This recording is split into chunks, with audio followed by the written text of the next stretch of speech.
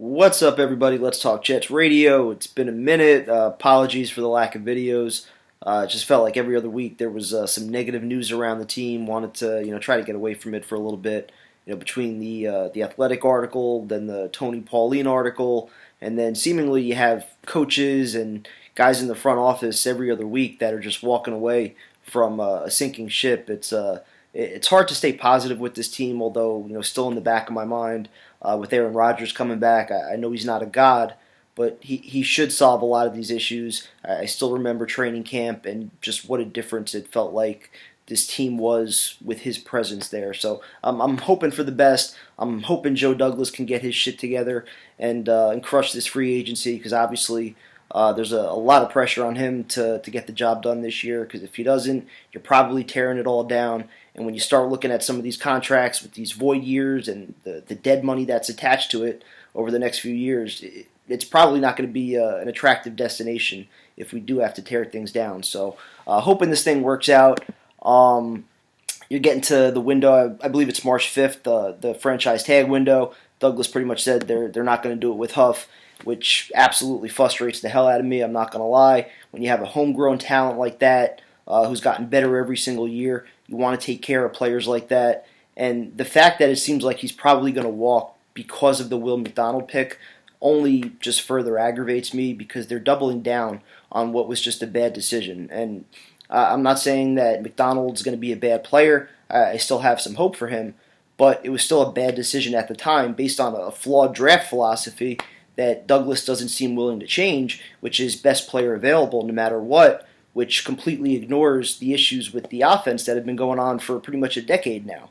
So the fact that you could have had somebody like Zay Flowers or JSN or Jordan Addison for pennies on the dollar opposite Garrett Wilson, and then you could have just taken care of Huff, now you're hoping that Will McDonald takes the next step and that you can find somebody else to fill in at wide receiver opposite Garrett. It's you could have had two problems solved, and now you're hoping one player fills the void from somebody that's going to walk, because Huff's not coming back. At least I don't think. He wants an opportunity somewhere else. He wants to be an every down player. He's going to test the market. So I just don't see him coming back. But you go to the news with Laken Tomlinson, not really a surprise there. They save a little bit of cap space. I think they're up to around $20 million now. I'm sure they'll have somewhere between 40 and 60 by the time free agency starts, between cutting Uzama and then possibly a few restructures with guys that are on the last year of their deal. Maybe DJ Reed, Conklin, Mosley, JFM.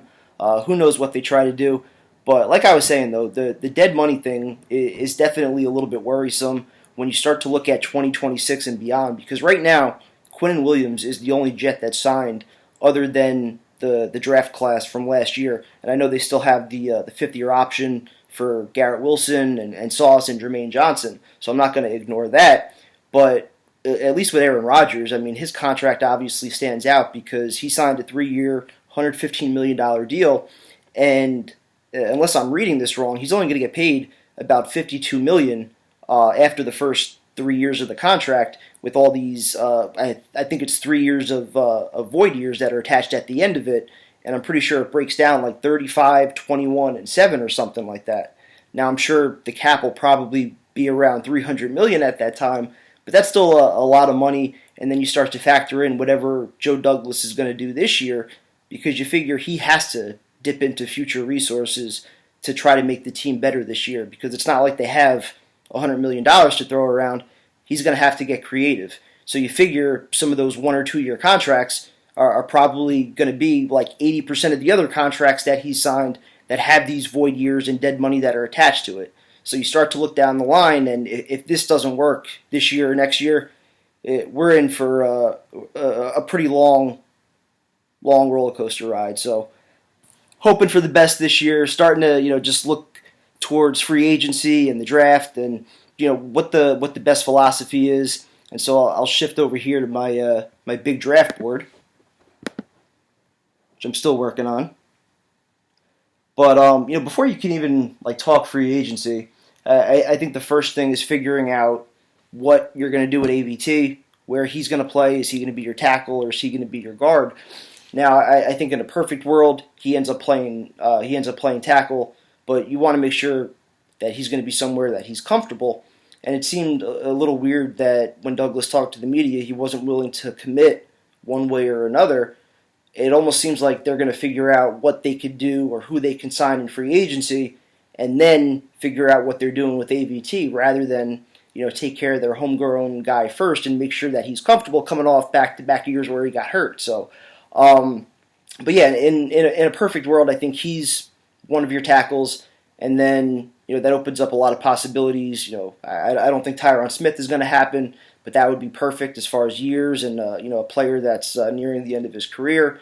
Jonah Williams, if you're looking for somebody, 3 to 4 years, just a reliable starter. Owenu from the Patriots would be another option. But I think more likely than not, you're going to see a combination, and I know a lot of people are probably going to hate this, but Becton, Donovan Smith, David Bakhtiari, all three of those guys could end up signing 1-2 year contracts, and it wouldn't surprise me if the Jets signed 2, if not 3 of those guys, and they all end up competing in some capacity for 1 or possibly 2 of the tackle spots, depending on what happens with AVT. But I think the biggest domino effect, if AVT does play tackle, is that you could start to shift the focus maybe from pick 10 onto other things. Instead of we need a tackle at 10, now I think it's more if Joe Alt is there or Fashanu, who to me are the top 2. Still need to watch a little bit more on Fuaga, who I think's a mauler in the run game, but still has maybe a little bit of ways to go as far as just refining some things. You want to make sure he's ready to go day 1 if you're drafting him at pick 10. But I think if AVT is one of your tackles, it just opens up the possibility a little bit more to somebody like Brock Bowers, who I'm very vocal about. I would love to see him as a Jet, because you look at the teams that were in the top 4 that went to the championship games this year. You got Kittle, you got Kelsey, you got Laporta, you got Andrews and Isaiah Likely. So tight ends are important. Conklin's good. Ruckert, I think, will have a bigger role. But if you could get somebody like Bowers, who obviously helps, as far as another target to take away attention from Garrett Wilson, but he also helps in the run game as a blocker. To me, that's just a perfect fit if you can afford the luxury at 10. If you can't figure out the offensive line in free agency, then you're almost forced to take a tackle at 10, if not possibly even explore the possibility of moving up and making sure that you can get one of your top 2 options. So, got to figure out what you're doing with AVT, but definitely a limited tackle market. I feel like a lot more interior options are available between Zeitler, Robert Hunt, Connor Williams, Kevin Dotson, John Runyon. Biotish is somebody that could play center guard, Cushenberry. So a number of guys on there that I think you could sign, plus potential cap casualties as well. We'll see what the Jaguars do with Cam Robinson, but I think more recent reports said that he's probably going to stay there. And then at wide receiver, I still think you need to sign somebody. I've kind of given up hope on Devontae Adams. Mike Evans would be perfect, although I don't see that happening. I don't think they're going to give Calvin Ridley the money he's probably looking for, unless he signs a 1 or 2 year deal. But somebody to pay attention to, I think, is Tyler Boyd. I think he would be perfect as just a physical guy that you could plug right in the slot.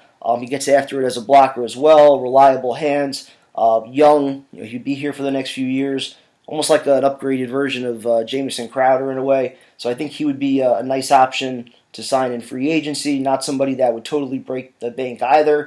And then round 3, or if you want to trade up round 2, get yourself Devontae Walker, Jermaine Burton, number of guys. I think this draft is absolutely loaded as far as round 2, round 3 talent at wide receiver that you can plug in right away. So you get somebody there, you sign somebody in the slot in free agency, and then if you draft Bowers at 10, you're loaded as far as skill position talent. It's just a matter of, can you solve the offensive line in free agency? And obviously, what are you doing with AVT and where is he playing? So a lot of questions, a lot to figure out, but trying to stay positive. So go Jets. Talk to you guys later.